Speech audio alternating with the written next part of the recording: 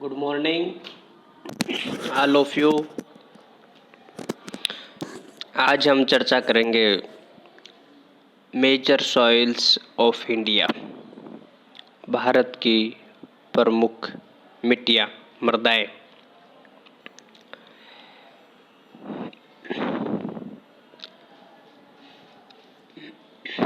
ICAR Indian council of agriculture research, भारतीय कृषि अनुसंधान परिषद ने भारत की मिट्टियों को 8 प्रकारों में बांटा है।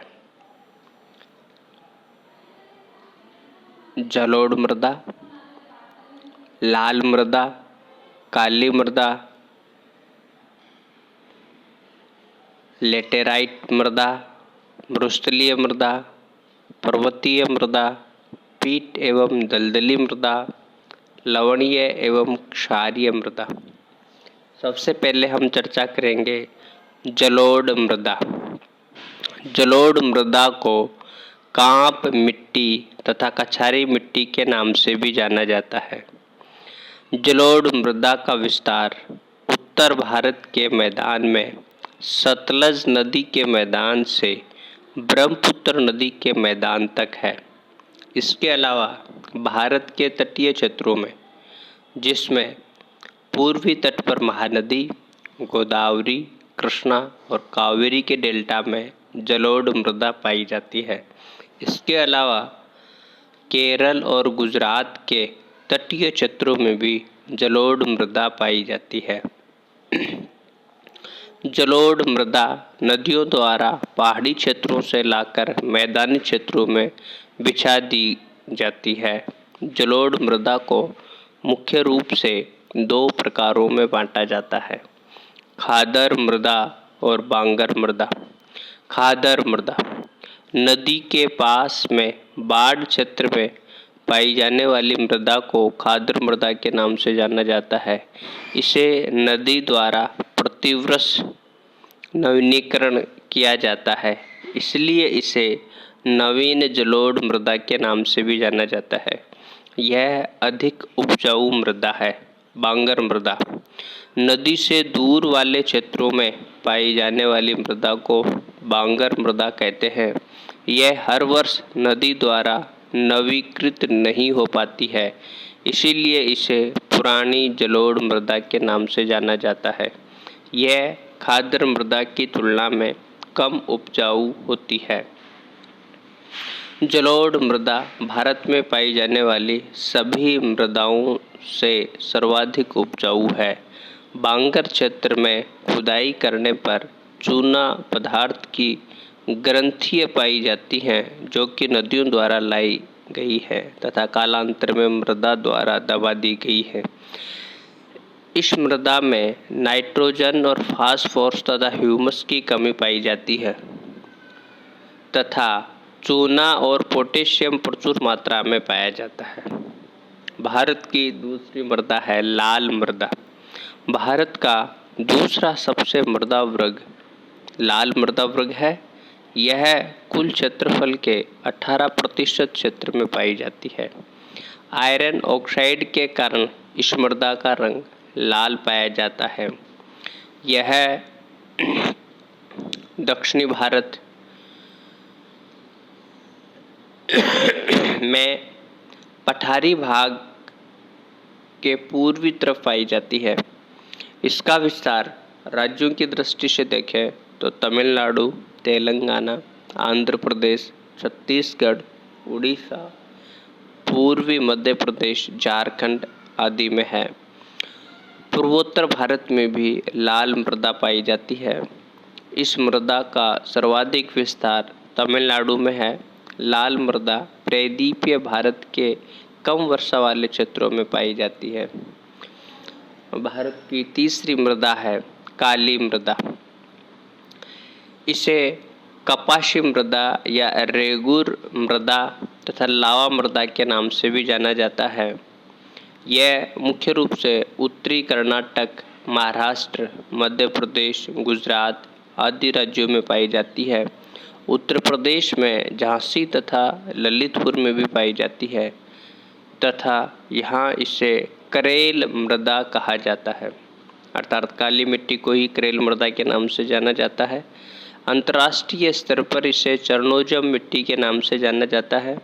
काला सागर के उत्तर में यूक्रेन तथा यूएसए में ग्रेट लेक्स के पश्चिम में चरनोजम मिट्टी पाई जाती है।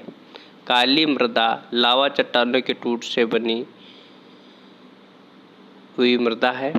दक्कन पठार तथा मालवा के पठार की प्रमुख मिट्टी है।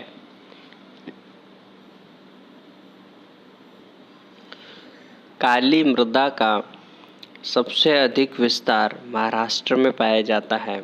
इस मृदा में जल धारण करने की क्षमता सबसे अधिक होती है, इसीलिए इस मिट्टी में शुष्क कृषि की जाती है। अगली मिट्टी है लेटेराइट मृदा। इस मृदा के निर्माण हेतु दो प्रमुख परिस्थितियां हैं। यह उन क्षेत्रों में पाई जाती है जहां 200 सेंटीमीटर से अधिक वार्षिक वर्षा होती है तथा जहां अधिक गर्मी पड़ती है।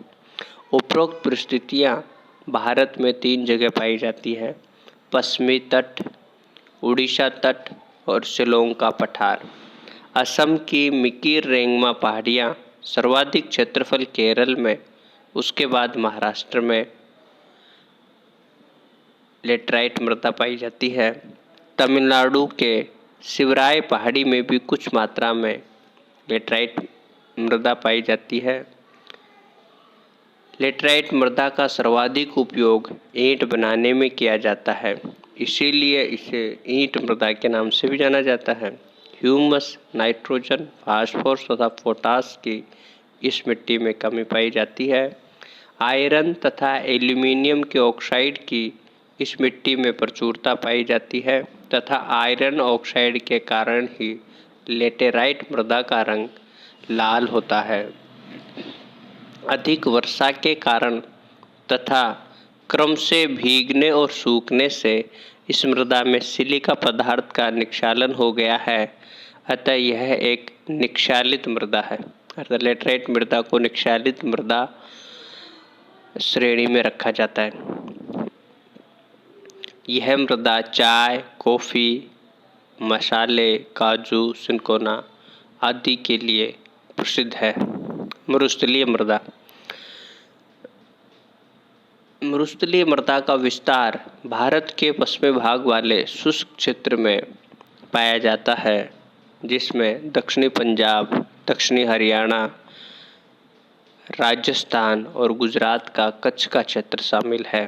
खाद्यान्न उगाना संभव नहीं है। यहाँ मोटे अनाज जैसे ज्वार, बाजरा, सरसों आदि की खेती की जाती है।